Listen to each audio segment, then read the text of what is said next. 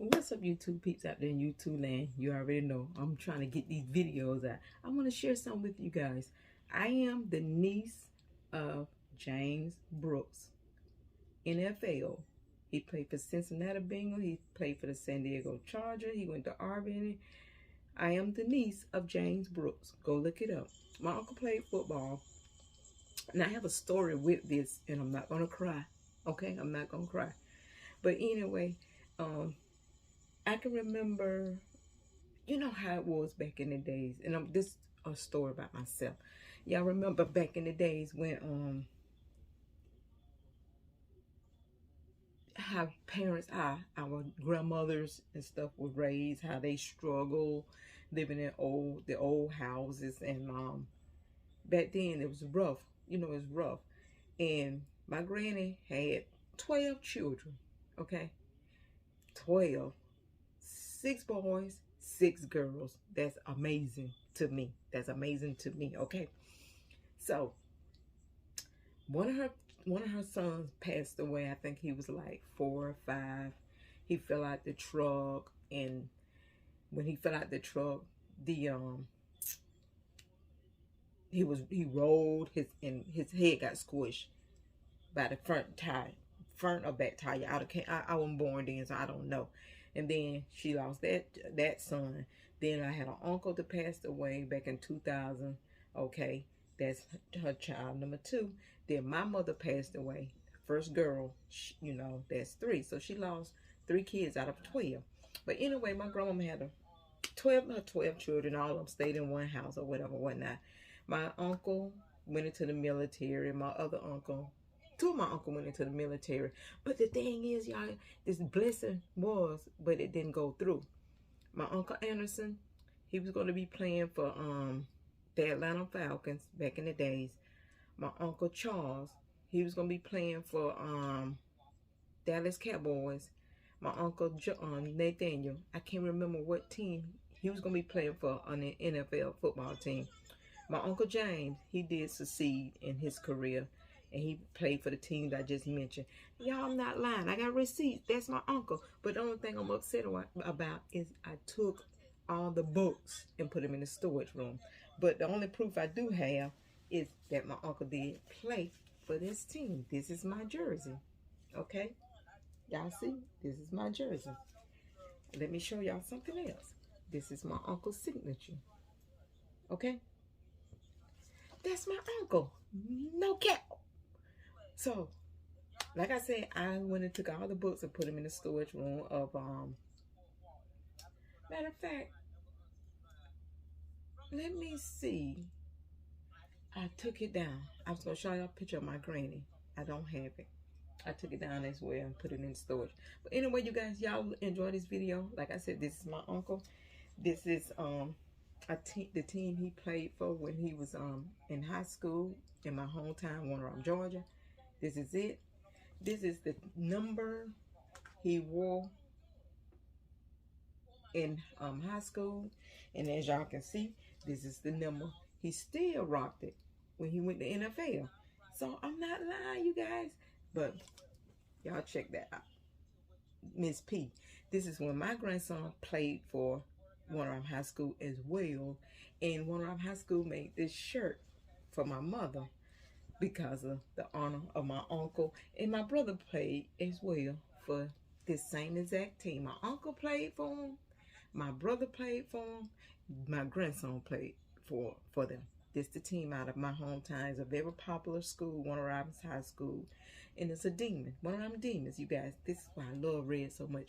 So this is the number my uncle had in high school, and this is the number he had when he played pro in college as well. So anyway, you guys, go and subscribe to my channel, hit like, comment, and notification bell. Don't forget to share. Sharing is caring, all that good stuff.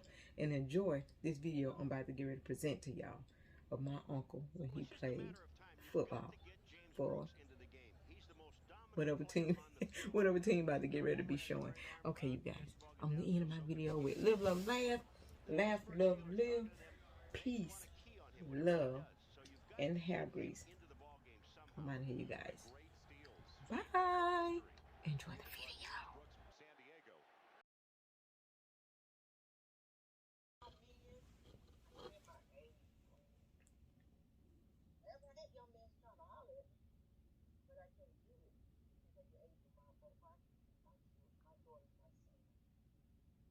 Well, it's just a matter of time. You've got to get James Brooks into the game. He's the most dominant player on the field right now. I know Boomer has a great arm. Brown can catch the ball, get downfield, so can McGee. But the Pittsburgh Steelers, talking to them, they want to key on him, whatever he does. So you've got to get him into the ball game somehow. One of the great steals in Bengal history. That trade that brought James Brooks from San Diego and fullback Pete Johnson. 2nd and 6. Brooks gets it. Brooks' first carry of the day. He's across the midfield stripe, spinning close to the first down marker. Out of bounds at the 47-yard line. 2nd and 5. Ball just outside of the 20, close to the 21. James Brooks tries to get outside. Won't be able to turn the corner. Thomas Everett, along with Keith Willis. Everett coming up out of the secondary on the run support. Brown and McGee, the wide receivers. The tight end Holman is in motion. James Brooks on the carry. Can't get to the outside. Knocked out of bounds at the 7-yard line. Wayne Woodruff, the elder statesman in the secondary. 36 seconds left in the first half, sending their tight end Holman in motion. James Brooks on the carry on 1st and 10 across the 20. He's got 4 yards. Tackled by Gerald Williams. Receiver outside as big as he is. 3rd and a long 2. The ball just outside of the 23, close to the 24. Bengals only 1 of 4 though in 3rd down conversions. They go with 4 wide receivers, and Brooks gets the ball, and he's got the first down. Across the 27 near the 28-yard line, tripped up by the defensive lineman Keith Willis. Joe, you know what, an interesting thing on the play before this with ball carrying the ball, what happened was James Brooks went the other way because he knows, and the Bengals coaching staff, they know that Pittsburgh, they're keying on James Brooks. So he went to the right out of the backfield, even when ball was running a sweep to the left. Brooks and ball staying in the backfield on 1st and 10 to the 28-yard line. Esiason, 4 of 7 in the passing department, hits another to James Brooks across the 35 near another first down. Out of bounds, a yard short at the 37-yard line. Brooks is so dangerous out of the backfield, and that has also opened things up, Paul, for the tight end Rodney Holman. It really does, and Rodney's the first guy that gives the praise to James Brooks. When you have a guy like that out in the field, we got an injured player down for Pittsburgh. And the A's with a victory to wrap up that best of 7 series. 2nd and 1 now for the Bengals. Ball at their own 37. James Brooks. What a job he has done, weaving his way out of the backfield across the 40 to the 43-yard line for another Cincinnati first down. He is so difficult to bring down. Pulls the 360 and gets an extra 3 or 4 yards. Well, you know that Rodney Holman, we talked about him before, can catch the ball. Now look at the blocking to the inside. He's on Gerald Williams. That's Williams with a J, and they also have a Gerald Williams with a G. But Rodney Holman does the job. With James Brooks, you better keep an eye on his feet because they never stop moving. Esiason is now 6 of 12, a total of 97 yards passing. Eddie Brown goes in motion on 2nd and 10. The delay to James Brooks. Brooks with the good blocking out in front. Goes to the 25-yard line near the 26. It looked like 1st and 10 outside of the Bengals 42-yard line. Brooks making his way across the midfield stripe to the 49-yard line, and now they will use a timeout. Esiason with the same formation, although a new wide receiver and a new pair in there as it goes to Brooks. Battles his way to the outside, to the 10, to the 5. Does he get there? Yes! Touchdown, Cincinnati. They've got the lead once again. 13-yard touchdown run by James Brooks. Is he ever quick? He is such a super player. But you got to take a look at that offensive line with Brian Blados, number 74. They just cave everything back to the inside. The play was designed to go inside. But when Brooks sees that there's nothing on the inside, he breaks it out to the outside. Lake just really doesn't have a chance to get to him, and neither does Everett, number 27 and 37.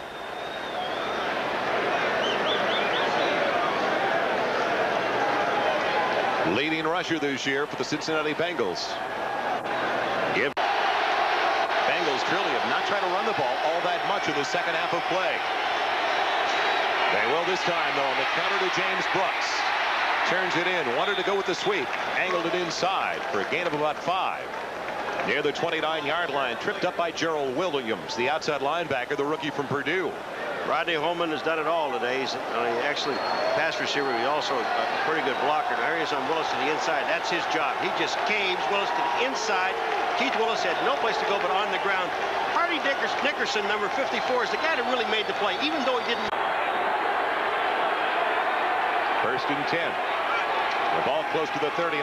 James Brooks hit down by David Little. When it looked like it was going to be a big gainer, he's dropped for a gain of about 3 to the 42-yard line. 2:17 left in the fourth with the Bengals up by 3. First and 10 from the 48. Esiason in trouble. He's on his way down. Tim Johnson back there, along with Greg Lloyd, the outside linebacker. You know, they ran a fake to that. Second and 20. Holman in motion. Esiason with a pocket collapsing, goes down again. Keith Willis, the left defensive tackle this time. Even though they'll have to turn the ball over. James Brooks, their incredible weapon, is the only one behind Esiason, and he gets it. Brooks across the 40, into the secondary, to the 40, to the 30, and Woodson can't catch up with him. Brooks takes it all the way. Touchdown, Cincinnati.